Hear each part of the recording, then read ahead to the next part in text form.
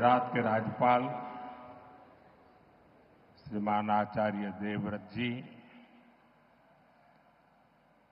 यहां के लोकप्रिय मुख्यमंत्री भूपेंद्र भाई पटेल, केंद्रीय मंत्रिमंडल में मेरे साथी सीआर पाटिल, गुजरात सरकार के सभी मंत्रीगण, अहमदाबाद की मेयर प्रतिभा जी,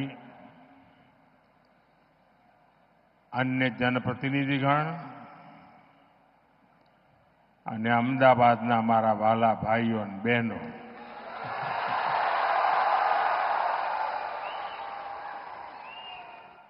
આજે તો તમે રંગ રાખ્યો છે હો.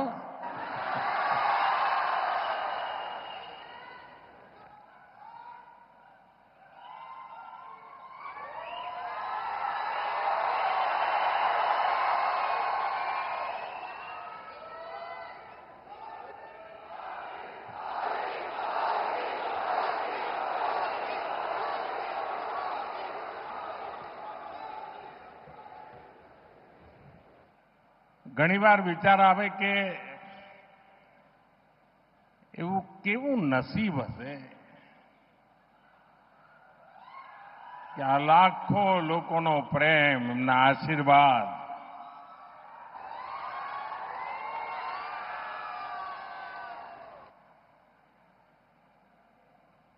હું આપ સૌનો જેટલો આભાર માનું એટલો ઓછો છે.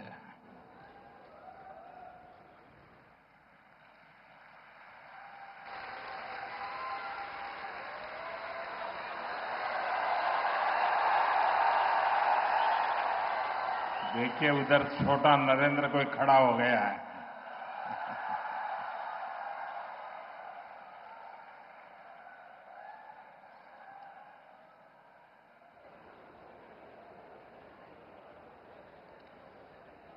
साथियों, इस समय देश भर में गणेश उत्सव का एक अद्भुत उत्साह है. गणपति बापा के आशीर्वाद से आज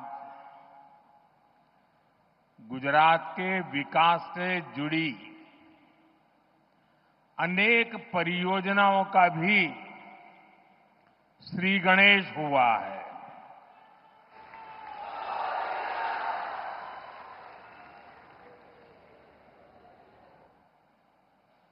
ये मेरा सौभाग्य है कि आज मुझे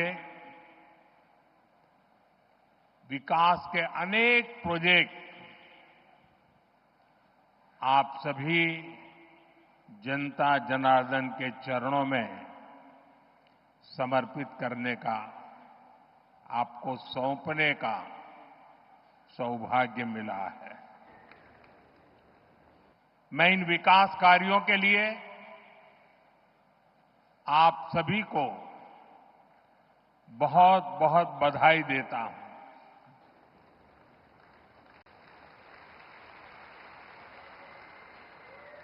साथियों,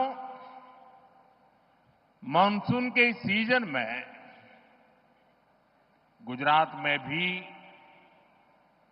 कई इलाकों में भारी बारिश हो रही है. देश में भी जिस प्रकार से बादल फटने की एक के बाद एक घटनाएं घट रही हैं,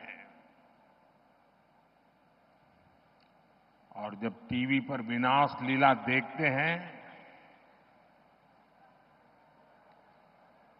तो अपने आप को संभालना मुश्किल हो जाता है. मैं सभी प्रभावित परिवारों के प्रति मेरी संवेदना व्यक्त करता हूं. प्रकृति का ये प्रकोप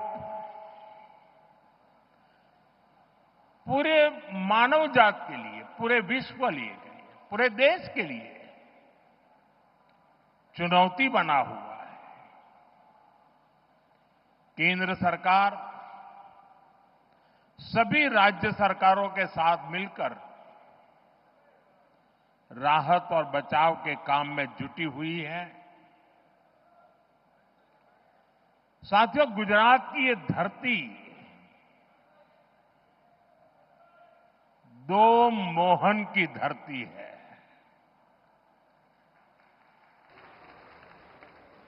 एक सुदर्शन चक्रधारी मोहन यानी हमारे द्वारकाधीश श्री कृष्ण, और दूसरे चरखाधारी मोहन यानी साबरमती के संत पूज्य बापू। भारत आज इन दोनों के दिखाए रास्ते पर चलकर के निरंतर सशक्त होता जा रहा है। सुदर्शन चक्रधारी मोहन ने हमें सिखाया है कि देश की, समाज की रक्षा कैसे करते हैं। उन्होंने सुदर्शन चक्र को न्याय और सुरक्षा का कवच बनाया, जो दुश्मन को पाताल में भी खोज कर सजा देता है। और यही भाव आज भारत के फैसलों में भी देश अनुभव कर रहा है। देश नहीं, दुनिया अनुभव कर रही है।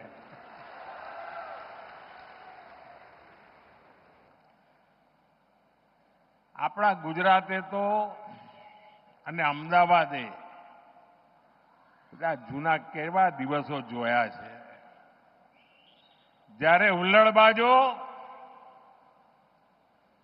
ચક્કા ચલાવનારાઓ પતંગમાં લડાઈ કરીને લોકોને ઢાળી દે, કર્ફ્યુમાં જીવન ગુજારવું પડે, વાર તહેવારે અમદાવાદની ધરતી રક્ત રંજીત થઈ જતી હતી। आतताइयों,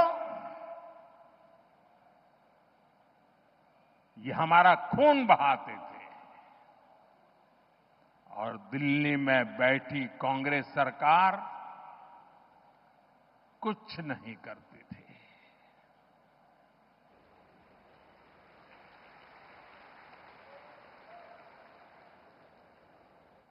लेकिन आज आतंकवादी और उनके आकाओं को हम छोड़ते नहीं।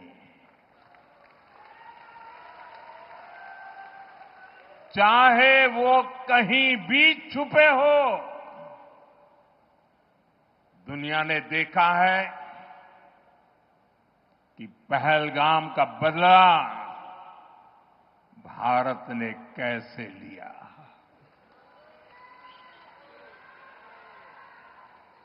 बावीस मिनिट में બધું સફા ચટ કરી નાખ્યું।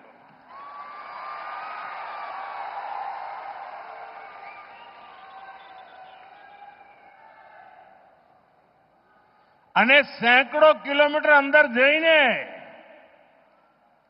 નક્કી કરેલા નિશાન પર જ વાર કરીને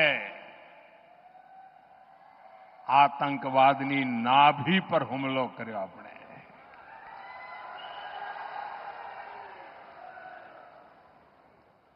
ऑपरेशन सिंदूर हमारी सेना के शौर्य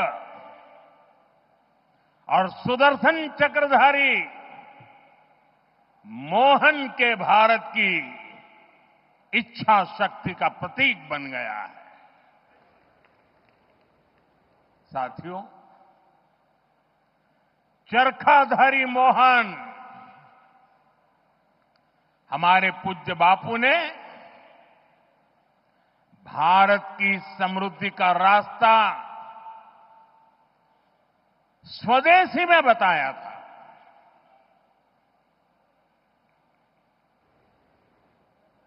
हमारे यहां साबरमती आश्रम है। ये आश्रम इस बात का साक्षी है कि जिस पार्टी ने उनका नाम लेकर दशकों तक सत्ता सुख भोगते रहे, उसने बापू की आत्मा को कुचल दिया। उसने स्वदेशी के बापू के मंत्र के साथ क्या किया?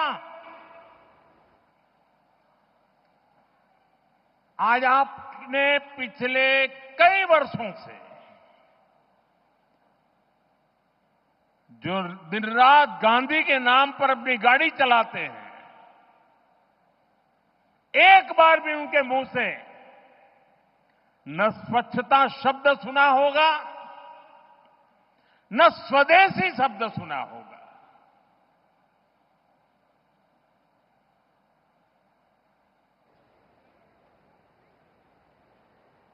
ये देश समझ ही नहीं पा रहा है कि उनकी समझ को क्या हुआ है।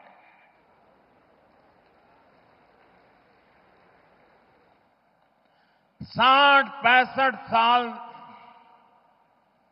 देश पर शासन करने वाली कांग्रेस ने भारत को दूसरे देशों पर निर्भर रखा ताकि वो सरकार में बैठे बैठे इंपोर्ट में भी खेल कर सकें, घोटाले कर सकें। लेकिन आज भारत ने आत्मनिर्भरता को विकसित भारत के निर्माण का आधार बना दिया है। अपने किसानों, अपने मछुआरों, अपने पशुपालकों, अपने उद्यमियों के दम पर भारत तेजी से विकास के रास्ते पर चल रहा है। आत्मनिर्भरता के रास्ते पर आगे बढ़ रहा है। અને આપણા ગુજરાતમાં તો પશુપાલકો એટલી બધી સંખ્યામાં છે અને આપણા ડેરી સેક્ટરની તાકાત જુઓ ને। હું આજે જ હમણાં ફિજીના પ્રધાનમંત્રી સાથે મીટિંગ કરીને આવી રહ્યો છું। એ પણ આપણા ડેરી સેક્ટરને, આપણી કોઓપરેટિવ મૂવમેન્ટને ખૂબ આદરપૂર્વક વર્ણન કરીને કહેતા હતા કે મારા દેશમાં પણ કંઈક આવું થાય। સાથીઓ, આપણા પશુપાલકોએ અને પશુપાલનમાં તો ગુજરાતમાં બહેનોનું સૌથી મોટું યોગદાન હોય છે। આ બહેનોએ પશુપાલન કરીને આપણા ડેરી સેક્ટરને મજબૂત બનાવ્યું, આત્મનિર્ભર બનાવ્યું અને આજે ચારે તરફ એના જયગાન ચાલી રહ્યા છે। लेकिन साथियों, आप सभी आज दुनिया में आर्थिक स्वार्थ वाली राजनीति सब कोई अपना करने में लगा है। उसे हम भली भांति देख रहे हैं। मैं अहमदाबाद की इस धरती से अपने लघु उद्यमियों से कहूंगा, मेरे छोटे छोटे दुकानदार भाई बहनों से कहूंगा, मेरे किसान भाइयों से कहूंगा, मेरे पशुपालक भाई बहन से कहूंगा, और मैं गांधी की धरती पे से बोल रहा हूं, मेरे देश के लघु उद्यमी हो, किसान हो, पशुपालक हो, हर किसी के लिए मैं आपको बार बार वादा करता हूं, मोदी के लिए आपके हित सर्वोपरि है।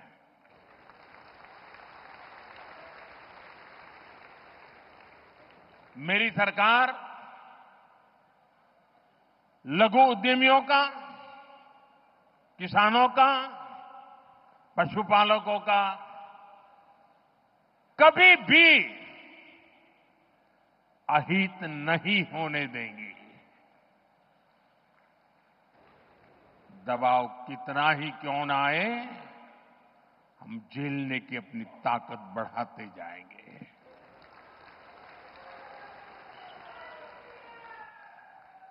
साथियों, आज आत्मनिर्भर भारत अभियान को गुजरात से बहुत ऊर्जा मिल रही है और इसके पीछे 2 दशकों की कड़ी मेहनत है। आज की नौजवान पीढ़ी ने वो दिन नहीं देखे हैं जब यहां आए दिन कर्फ्यू लगा रहते थे। यहां व्यापार कारोबार करना मुश्किल कर दिया जाता था, अशांति का माहौल बनाए रखा जाता था। लेकिन आज अहमदाबाद देश के सबसे सुरक्षित शहरों में से एक है और ये आप सभी ने करके दिखाया है। साथियों, गुजरात में शांति और सुरक्षा का जो ये वातावरण बना है, इसके सुखद परिणाम हम चारों तरफ देख रहे हैं। आज हर प्रकार की इंडस्ट्री का विस्तार गुजरात की धरती पर हो रहा है। पूरा गुजरात ये देखकर गर्व करता है कि कैसे हमारा राज्य मैन्युफैक्चरिंग हब बन गया है। તમને ખબર હશે, તમારામાંથી જે વડીલ ભાઈ બહેનો હશે, જ્યારે ગુજરાતને અલગ થવાનું એક આંદોલન ચાલતું હતું, મહાગુજરાત આંદોલન, ત્યારે અનેક લોકો આપણને કહે કે તમારા ગુજરાત જુદું કરીને શું કરશો, ભૂખે મરશો, એવું કે તમારી પાસે છે શું? न कोई खनिज છે, न 12 બહુ નદીઓ છે, 10 વર્ષમાં 7 વર્ષ દુકાળ પડે છે, ન ખાણ ખનીજ હોય, ન કોઈ એવા ઉદ્યોગ ધંધા હોય, ખેતી ના હોય અને ઓછામાં પૂરું અહીંયા રણ હોય અને પેલી બાજુ પાકિસ્તાન હોય, કરશો શું એવું કહેતા? મીઠા સિવાય તમારી પાસે છે શું એવું કહેતા? મજાક ઉડાવતા। પરંતુ ગુજરાતને માથે જ્યારે જવાબદારી આવી કે હવે આપણે આપણા પગ ઉપર ઉભા રહેવાનું છે, આ ગુજરાતના લોકોએ પાછી પાની કરી નહીં અને આજે તમારી પાસે શું છે કહેનારાઓને, અમારી પાસે ડાયમંડ નથી ભાઈ, એકે ડાયમંડની ખાણ નથી, પણ દુનિયામાં 10માંથી 9 ડાયમંડ મારી ગુજરાતની ધરતી પરથી આગળ વધતા હોય છે।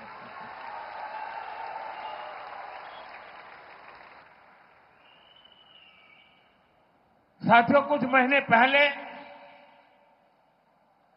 मैं दाहोद में आया था। वहां की रेल फैक्ट्री में ताकतवर इलेक्ट्रिक लोकोमोटिव इंजन बन रहे हैं। आज गुजरात में बने मेट्रो कोच दूसरे देशों को एक्सपोर्ट हो रहे हैं। इसके अलावा मोटरसाइकिल हो, कार हो, गुजरात में बहुत बड़ी संख्या में उसका प्रोडक्शन हो रहा है, मैन्युफैक्चरिंग हो रहा है। देश और दुनिया की बड़ी बड़ी कंपनियां यहां फैक्ट्रियां लगा रही है। गुजरात में हवाई जहाज के अलग अलग पार्ट्स बनाने और उनके एक्सपोर्ट का काम पहले से ही चल रहा था। अब वडोदरा में ट्रांसपोर्ट एयरक्राफ्ट भी बनाने का काम शुरू हुआ है। આપણા ગુજરાતમાં વિમાન બને એટલે આનંદ થાય કે ના થાય? अब इलेक्ट्रिक व्हीकल मैन्युफैक्चरिंग का भी गुजरात बहुत बड़ा सेंटर बन रहा है।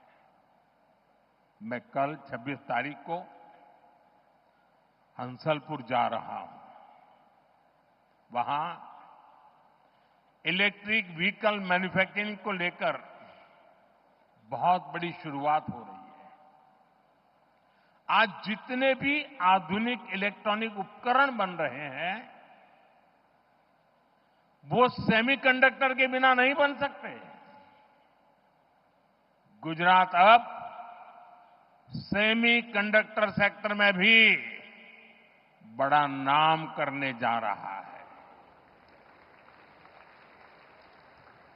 टेक्सटाइल हो, जेम्स एंड ज्वेलरी हो, गुजरात की पहचान बन चुकी है। दवाएं हो, वैक्सीन हो, ऐसे फार्मा उत्पादन के मामले में भी देश का करीब करीब 1/3 एक्सपोर्ट गुजरात से होता है।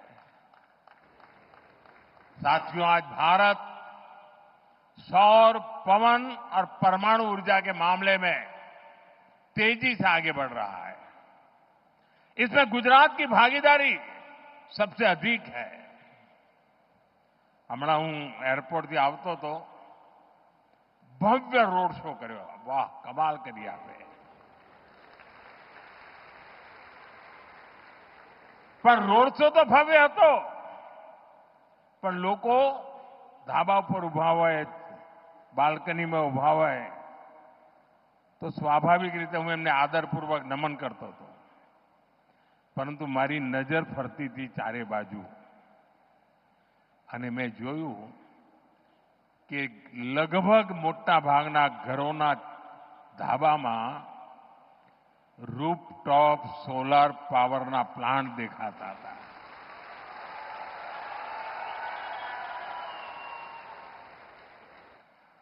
गुजरात ग्रीन एनर्जी और पेट्रोकेमिकल्स का भी एक बड़ा केंद्र बनता जा रहा है। गुजरात देश की पेट्रोकेमिकल जरूरतों को पूरा करने में भी बड़ी भूमिका निभा रहा है। जो हमारा प्लास्टिक उद्योग है, सिंथेटिक फाइबर है, फर्टिलाइजर है, दवाएं हैं, पेंट इंडस्ट्री है, कॉस्मेटिक्स है, इनका सबसे बड़ा आधार पेट्रोकेमिकल सेक्टर ही है। गुजरात में पुराने उद्योगों का विस्तार हो रहा है। મને યાદ છે, આપણે ઘણીવાર માથે હાથ મૂકીને રડતા જ રહેતા હતા। આજથી 30 વર્ષ પહેલાના જે લોકો દિવસો યાદ કરે, શેના રોદડા રોતા હતા? મિલો બંધ થઈ ગઈ, મિલો બંધ થઈ ગઈ, મિલો બંધ થઈ ગઈ। એ તમે રોજ એ જ ચાલતું હોય અને કોઈ પણ નેતા આવેલા છાપાવાળા આપણે એ જ પૂછે, બોલો મિલો બંધ થઈ ગઈ, શું કરશો? રાજ તો કોંગ્રેસનું હતું, પણ એક જ વિષય, આજે ગુજરાત ये ભૂંગળા ભલે બંધ થયા, પણ ઠેર ઠેર એણે વિકાસના વાવટા ફરકાવી દીધા છે.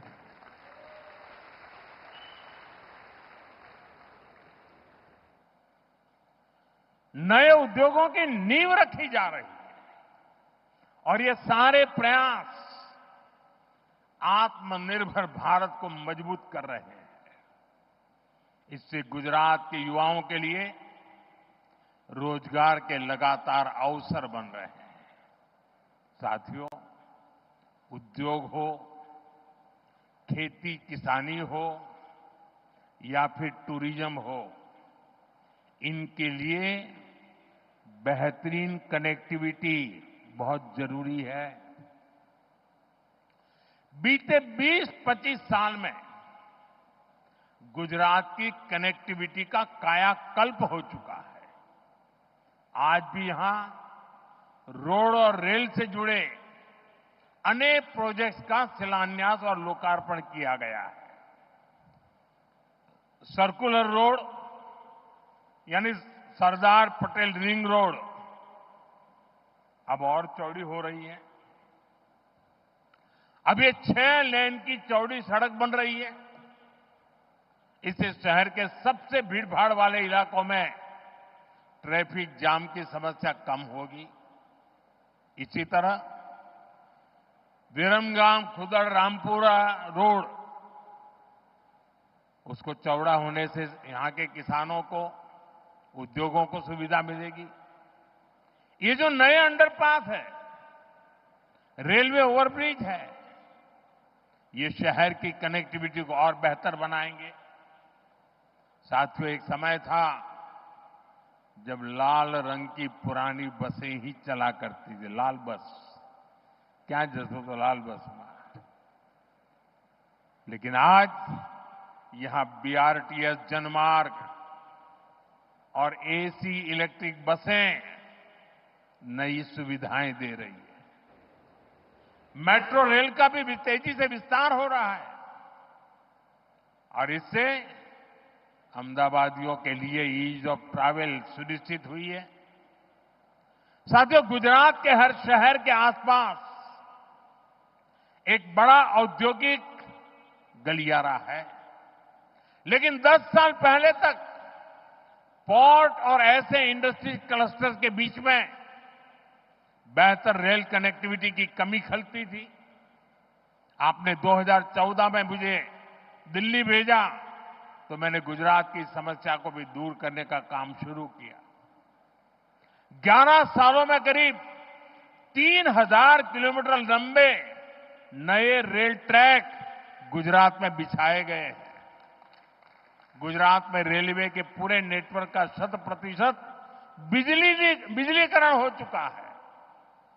आज भी जो रेलवे प्रोजेक्ट गुजरात को मिले हैं, इससे किसानों, उद्योगों और श्रद्धालुओं सभी को लाभ होगा. साथियों, हमारी सरकार शहर में रहने वाले गरीबों को सम्मान का जीवन देने के लिए प्रतिबद्ध है. इसका प्रत्यक्ष प्रमाण हमारा रामापीरनो टेकरो एयरपोर्ट તમે જતા આવતા રામાપીરનો ટેકરો. पूज्य बापू गरीब की गरिमा पर बहुत बल देते थे. आज साबरमती आश्रम के प्रवेश द्वार पर बने गरीबों के नए घर इसका एक साक्षात उदाहरण बने हैं. गरीबों को 1500 पक्के घर मिलना यानी असंख्य नए सपनों की नींव पड़ना है. इस बार नवरात्र पर, दिवाली पर इन घरों में रहने वालों के चेहरे की खुशी और ज्यादा होगी. इसके साथ पूज्य बापू को सच्ची श्रद्धांजलि के रूप में बापू के साबरमती आश्रम का नवीनीकरण भी हो रहा है. हमारे दो महापुरुष सरदार साहब का भव्य स्टैच्यू हमने काम पूरा किया।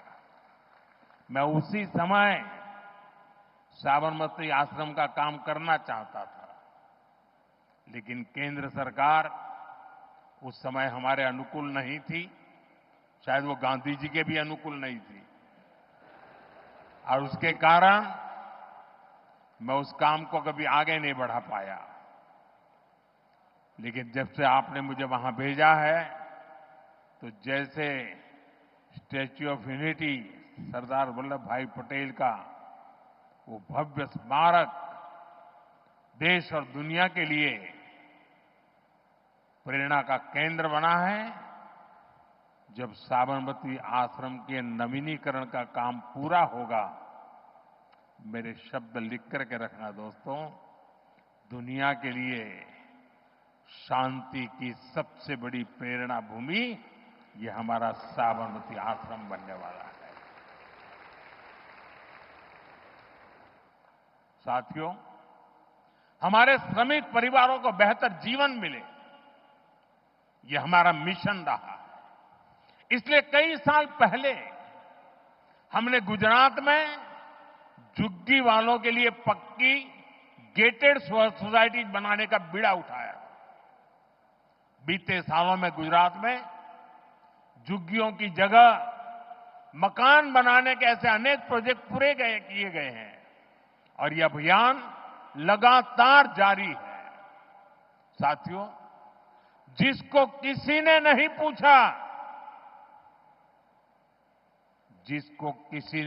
पूछा, मोदी उसको पूजता है।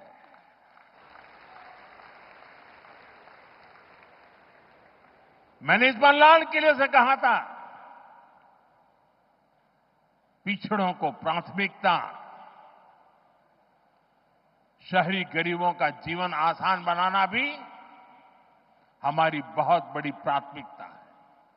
रेहड़ी फुटपाथ पर काम करने वाले साथियों को भी पहले किसी ने नहीं पूछा। हमारी सरकार ने इनके लिए पीएम स्वनिधि योजना शुरू की। आज इस स्कीम की वजह से देश के लगभग 70 लाख रेहड़ी पटरी और ठेले वाले भाई बहनों को बैंकों से लोन मिल रही है। संभव हुआ है सब। गुजरात के भी लाखों साथियों को इसका फायदा हुआ है। साथियों, बीते 11 साल में 25 करोड़ लोग गरीबी को परास्त करके गरीबी से बाहर निकले हैं। दुनिया के लिए भी अजूबा है इतना बड़ा आंकड़ा। 25 करोड़ लोगों का गरीबी से बाहर आना, विश्व के सभी अर्थवेत्ता आज इसकी चर्चा कर रहे हैं। साथियों, ये गरीब जब गरीबी से बाहर निकलता है ना, तब वो नियो मिडिल क्लास के रूप में एक नई ताकत बनकर के उभर रखता है। आज ये नियो मिडिल क्लास और हमारा पुराना मिडिल क्लास दोनों देश की एक बहुत बड़ी ताकत बनते जा रहे हैं। हमारा निरंतर प्रयास है कि नियो मिडिल क्लास और मिडिल क्लास दोनों को सशक्त करना। આપણા અમદાવાદના ભાઈઓ, એમના માટે તો ખુશી ખબર જ હોય, જે દિવસે બજેટમાં 12 લાખ રૂપિયાની આવક ઉપર ઇન્કમ ટેક્સ માફ કરી દીધો ને, તો વિપક્ષવાળાને સમજણ નહોતી પડી આ કેવી રીતે થાય। અને સાથીઓ, તૈયારી કરો હવે। અમારી સરકાર જીએસટીમાં પણ રિફોર્મ કરી રહી છે, અને આ દિવાળી પહેલા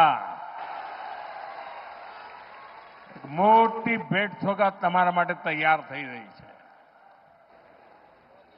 और जीएसटी रिफॉर्म के कारण हमारे लघु उद्यमियों को मदद मिलेगी और बहुत सी चीजों पर टैक्स भी कम हो जाएगा। इस बार की दिवाली पर व्यापारी वर्ग हो या फिर हमारे बाकी परिवारजन, सबको खुशियों का डबल बोनस मिलने वाला है। साथियों, अभी मैं पीएम सूर्यघर की बात कर रहा था। अब पीएम सूर्यघर मुफ्त बिजली योजना से हम बिजली बिल जीरो कर रहे हैं। गुजरात में अभी तक इस स्कीम से करीब 6 लाख परिवार जुड़ चुके हैं। इन परिवारों को सरकार की तरफ से अकेले गुजरात में ही 3,000 करोड़ रुपए से अधिक दिए गए हैं। इससे अब उनको हर महीने बिजली बिल में बड़ी बचत हो रही है। साथियों, अहमदाबाद शहर आज सपनों और संकल्पों का शहर बन रहा है। लेकिन एक समय था जब लोग अहमदाबाद को गर्दाबाद कहकर मजाक उड़ाते थे। चारों तरफ उड़ती धूल, मिट्टी, कूड़े कचरे के ढेर, यही शहर का दुर्भाग्य बन गया था। मुझे खुशी है कि आज स्वच्छता के मामले में अहमदाबाद देश में नाम कमा रहा है। ये हर अहमदाबादी के सहयोग से संभव हो पाया है। लेकिन साथियों, ये स्वच्छता, આ સ્વચ્છતાનું અભિયાન એક દિવસનું નથી, એ પેઢી દર પેઢી રોજે રોજ કરવાનું કામ છે. સ્વચ્છતા એ સ્વભાવ બનાવીએ તો જ ધાર્યું પરિણામ મેળવી શકીએ. સાથીઓ, આપણી આ સાબરમતી નદી કેવા हाल था. एक सूखा नाला हुआ करता था. सर्कस होते थे उसमें, बच्चे क्रिकेट खेलते थे. अहमदाबाद के लोगों ने संकल्प लिया कि स्थिति को बदलेंगे. अब यहां की साबरमती रिवर फ्रंट इस शहर का गौरव बढ़ा रहा है. साथियों, कांकरिया झील का पानी भी खरपतवार की वजह से हरा और बदबूदार रहता था. आसपास टहलना भी मुश्किल होता था और असामाजिक तत्वों के लिए पसंदीदा जगह तो हुई करती थी. वहां से कोई निकलने की हिम्मत नहीं करता था. आज ये घूमने फिरने की सबसे बेहतरीन जगह बन चुकी है. तालाब में बोटिंग हो या किड सिटी में बच्चों के लिए मस्ती और ज्ञान का संगम, ये सब अहमदाबाद की बदलती तस्वीर है. કાંકરિયા કાર્નિવલ હવે તો અમદાવાદનું મોટું ઘરેણું બની ગયું છે. એણે અમદાવાદની નવી પહેચાન ઊભી કરી દીધી છે. साथियों, अहमदाबाद आज टूरिज्म का एक आकर्षक केंद्र बनकर उभरा है. Ahmedabad UNESCO world heritage city है. पुराने दरवाजे हो, साबरमती आश्रम हो या यहां की धरोहरें, आज हमारे शहर पूरी दुनिया के मानचित्र पर चमक रहा है. अब टूरिज्म के नए और आधुनिक तौर तरीकों का भी यहां तेजी से विकास हो रहा है. અને આપણે જ્યારે ટુરિઝમની વાત કરીએ ને ત્યારે ગુજરાત તો દસાડા દફતરમાં એનું નામ જ નહોતું. ટુરિઝમની વાત આવે એટલે ગુજરાતના લોકો કહે ચાલો જરા આબુ જઈએ, અને દક્ષિણ ગુજરાતવાળા દીવ દમણ જાય. આ બે છેડે આપણી દુનિયા હતી. અને ધાર્મિક રીતે જો જણારા લોકો હોય તો સોમનાથ જાય, દ્વારકા જાય કે અંબાજી જાય, 4-5 કાંઈ ન મળે. આજે ગુજરાત ટુરિઝમ માટેનું એક મહત્વનું ડેસ્ટિનેશન બની ગયું. એ કચ્છના રણમાં સફેદ રણ જોવા માટે દુનિયાને ઘેલું લાગે. સ્ટેચ્યુ ઓફ યુનિટી જોવાનું મન થાય. બેટ દ્વારકાનો બ્રિજ જોવા લોકો આવે, ગાડીમાં ઉતરીને પેદલ ચાલે. एक बार निर्णय કરીએ ને દોસ્તો, પરિણામ આવીને રહેતું હોય છે. આજે अहमदाबाद कंसर्ट इकोनॉमी का बड़ा केंद्र बन रहा है. कुछ महीने पहले जो कोल्ड प्ले कॉन्सर्ट यहां हुआ, उसकी चर्चा पूरे विश्व में हुई है. 1 लाख की सीटिंग कैपेसिटी के साथ अहमदाबाद का स्टेडियम भी सबके आकर्षण का केंद्र है.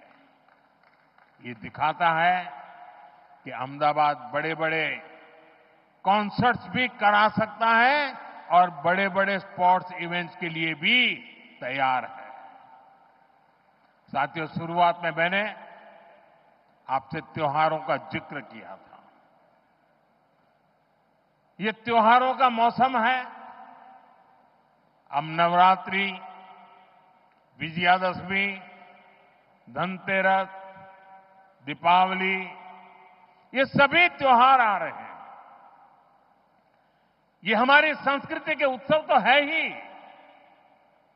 ये आत्मनिर्भरता के भी उत्सव होने चाहिए. और इसलिए मैं आपसे एक बार फिर अपना आग्रह दोहराना चाहता हूं और आज पूज्य बापू की धरती से देशवासियों से भी मैं बार बार आग्रह कर रहा हूं. हमें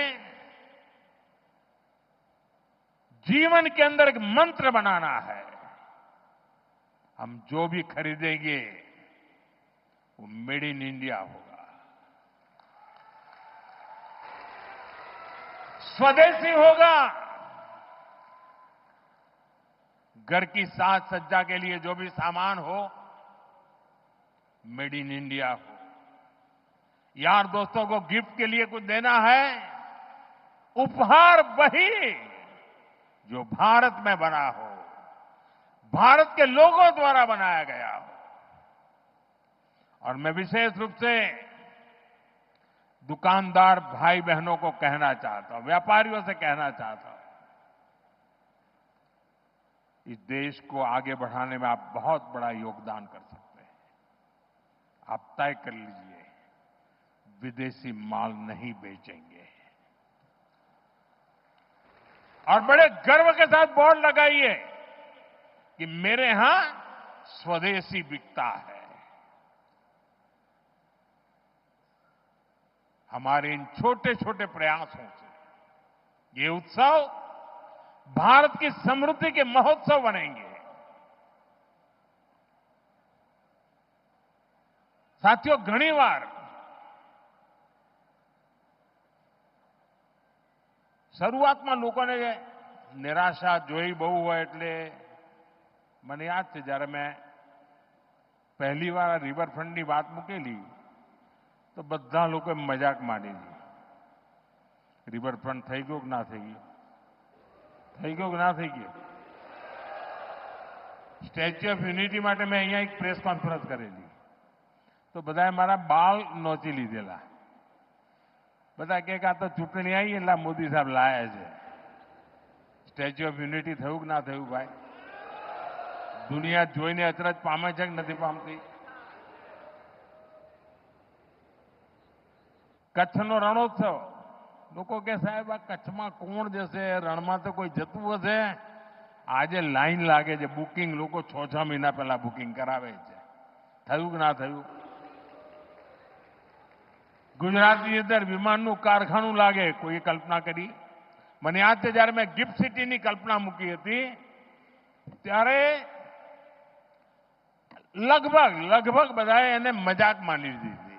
આવું બધું ક્યાંથી હોય, આવી બધા આવા બિલ્ડિંગો ક્યાંથી હોય ને આવું બધું શું હોય અહીંયા? આજે ગિફ્ટ સિટી દેશની સૌથી મોટી ગૌરવ ગાથા લખી રહ્યું છે. અને આ બધી બાબતો હું તમને એટલા માટે યાદ કરાવું છું, તમે બારીકીથી જોશો આ દેશના સામર્થ્યની જો તમે પૂજા કરો તો તમારા સંકલ્પને દેશવાસીઓ ક્યારે નિષ્ફળ નથી જવા દેતા. દેશવાસીઓ લોહી પાણી એક કરી દેતા હોય છે. આટલા બધા આતંકવાદી હુમલા થયા, દુશ્મનોને કંઈ નહીં થાય એવું માનતા હતા. સર્જિકલ સ્ટ્રાઇક કરી એમના લોન્ચિંગ પેડ ઉડાડી દીધા. એર સ્ટ્રાઇક કરી એમના ટ્રેનિંગ સેન્ટર ઉડાડી દીધા. ઓપરેશન સિંદૂર કર્યું, એમની નાભી પર જઈને વાર કર્યો.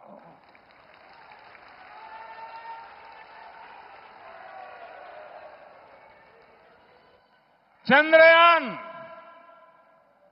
શિવશક્તિ પોઈન્ટ, જ્યાં કોઈ નહીં ગયું ત્યાં ભારતનો તિરંગો ઝંડો પહોંચી ગયો.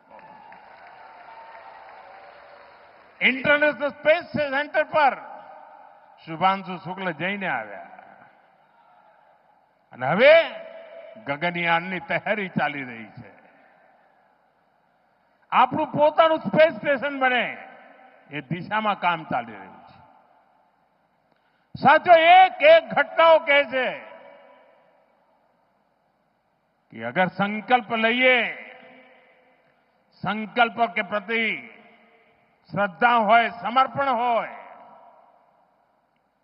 तो जनता जनार्दन જે ઈશ્વરનું રૂપ છે એના આશીર્વાદ પણ મળતા હોય છે, એનો સાથ મળતો હોય છે. અને એ જ વિશ્વાસથી હું કહું છું, આ દેશ આત્મનિર્ભર બનીને રહેશે. આ દેશનો પ્રત્યેક નાગરિક વોકલ ફોર લોકલનો વાહક બનશે. આ દેશનો પ્રત્યેક નાગરિક સ્વદેશીના મંત્રને જીવી જાણશે.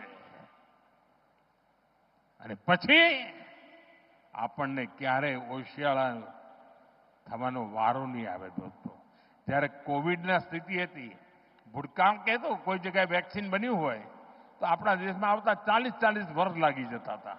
લોકો કહેતા હતા કોવિડમાં થશે શું?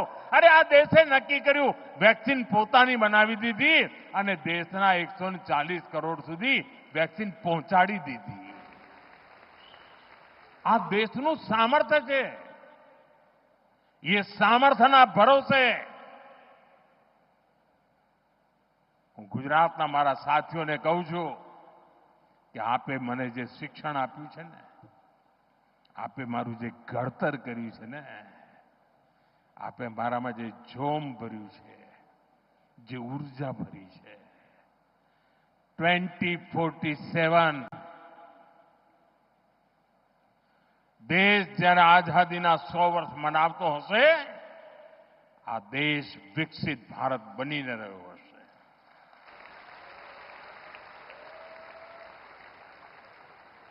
અને એટલે સાથીઓ, વિકસિત ભારત બનાવવા માટેનો એક મહત્વનો રાજમાર્ગ સ્વદેશી છે. મહત્વનો રાજમાર્ગ આત્મનિર્ભર ભારત છે. અને જે લોકો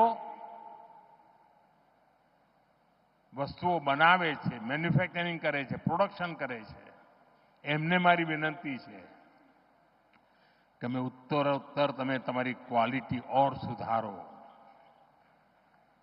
એની કિંમત ઓર ઘટાડો. તમે જુઓ, હિન્દુસ્તાનનો માનવી ક્યારેય બહારથી કશું લેશે નહીં. આ ભાવ આપણે જગાડીએ અને દુનિયાની સામે એક ઉદાહરણ પૂરું પાડીએ.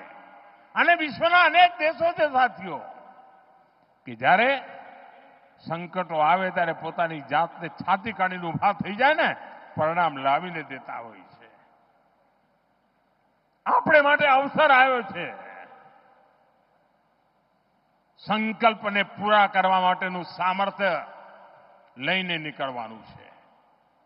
અને મને પૂરો વિશ્વાસ છે, ગુજરાતે જેમ મને હંમેશા સાથ આપ્યો છે, દેશ પણ મને સાથ આપશે અને દેશ વિકસિત ભારત બનીને રહેશે. આપ સૌને વિકાસની અનમોલ સોગાદો માટે ખૂબ ખૂબ શુભકામનાઓ. ગુજરાત ખૂબ પ્રગતિ કરે, નવા નવા શિખરો સર કરે અને ગુજરાતીઓની તાકાત છે, કરીને રહેશે. આપ સૌનો ખૂબ ખૂબ આભાર. મારી સાથે પૂરી તાકાતથી બોલીએ. ભારત માતા કી, ભારત માતા કી, ભારત માતા કી. ધન્યવાદ.